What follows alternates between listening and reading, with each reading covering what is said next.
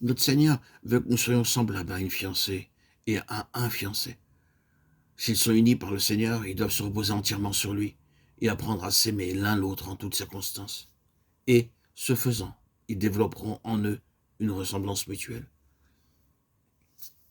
Avant le mariage, il y avait peut-être quelques différences, mais en vivant dans l'amour, l'union et l'unité, vous remarquerez beaucoup de ressemblances dans leur comportement et les traits de leur visage. Et cela par leur relation et leur union.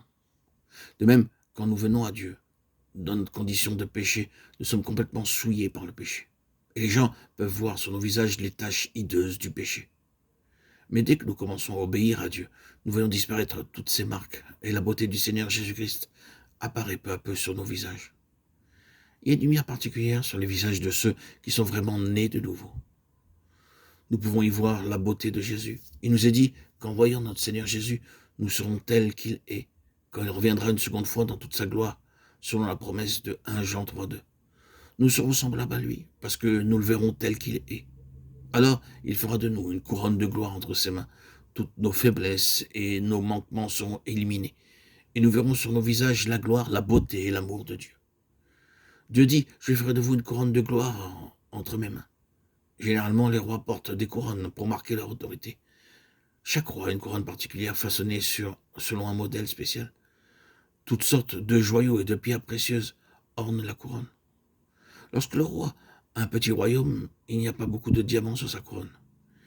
Il peut avoir un certain nombre de diamants dans son trésor, mais il ne peut pas les utiliser pour sa couronne. Les diamants, les joyaux et les pierres précieuses sont sertis selon l'importance et l'étendue de son royaume. Si le royaume est vaste, il y aura beaucoup de joyaux, de pierres précieuses et de diamants. Si le royaume est petit, ils n'utiliseront pas un grand nombre de diamants. En considérant la couronne, nous pouvons nous faire une idée de la grandeur du roi. Dieu nous dit, je ferai de vous une couronne entre mes mains. Nous ne comprendrons jamais la grandeur du royaume de Dieu. Cette grandeur ne sera pas révélée par des anges grands et puissants. Dieu ne veut pas montrer sa gloire, sa grandeur et son royaume au moyen des anges. Il veut que nous soyons sa couronne et que nous soyons insérés dans son plan céleste. Les artistes, les orfèvres sont très habiles. À l'aide de pierres précieuses, ils préparent le joyau avec beaucoup de minutie, d'adresse, d'habileté.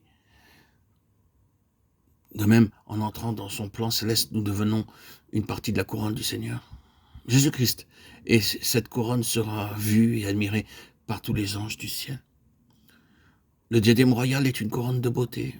Ici, la pensée est que la gloire et la beauté de Jésus que les anges n'ont pas vue leur seront montrées en ce jour-là. Nous sommes entièrement préparés par le Seigneur Jésus en vue de cette gloire. Nous sommes aussi appelés le sceau du Seigneur Jésus, âgé de 23. De même que le roi porte une couronne pour montrer sa grandeur et celle de son royaume. De même, les grands princes portent des chevalières. Celles-ci peuvent être faites de nombreux diamants et de pierres précieuses de couleurs différentes, provenant de diverses parties du monde. Comme la couronne, la chevalière est façonnée selon un modèle particulier qui évoque la gloire. Le diadème parle de beauté et la chevalière d'autorité. Dieu dit, je ferai de vous mon sceau, et par vous je montrerai mon autorité. Car nous jugeons et nous jugerons les anges. 1 Corinthiens 6,3. L'autorité de Dieu sera finalement révélée par ceux qui auront été sauvés par lui, et non pas au moyen des anges. Nous deviendrons sa couronne, son diadème et son sceau, une couronne pour montrer sa gloire, un diadème sa beauté et un sceau son autorité. Jérémie 51, 20 à 23 parle du jugement de Dieu auquel toutes les nations et tous les peuples seront soumis. Il jugera d'abord les nations à sa première venue. Il viendra ensuite, après le millénium, pour juger toutes les nations, pour les briser et pour les détruire. Son autorité et son gouvernement seront pleinement manifestés. Il dit à propos de ce jour-là, je ferai de vous une couronne de gloire, un diadème et un sceau, afin que sa gloire, sa beauté, sa puissance et son autorité soient révélées. Cette position élevée du salut doit nous être révélée dans la main de Dieu. Je ne mets nullement les déclarations du Seigneur en doute. Ce ne sont pas des fables. Quand les parents veulent faire dormir leurs enfants, ils leur chantent une berceuse, leur racontent des histoires, ou disent que le croque-mitaine va venir, et ainsi les enfants s'en vont au lit et s'endorment. Mais ce que le Seigneur dit n'est nullement un conte ou une historiette. Ce sont des faits éternels et le message de Dieu doit toujours à nouveau nous être répété, car Dieu s'efforce de nous montrer que nous sommes très précieux à ses yeux. Et il veut que nous soyons sa couronne, son diadème et son sceau, afin que sa gloire, sa beauté, sa puissance et son autorité soient manifestées à travers nous.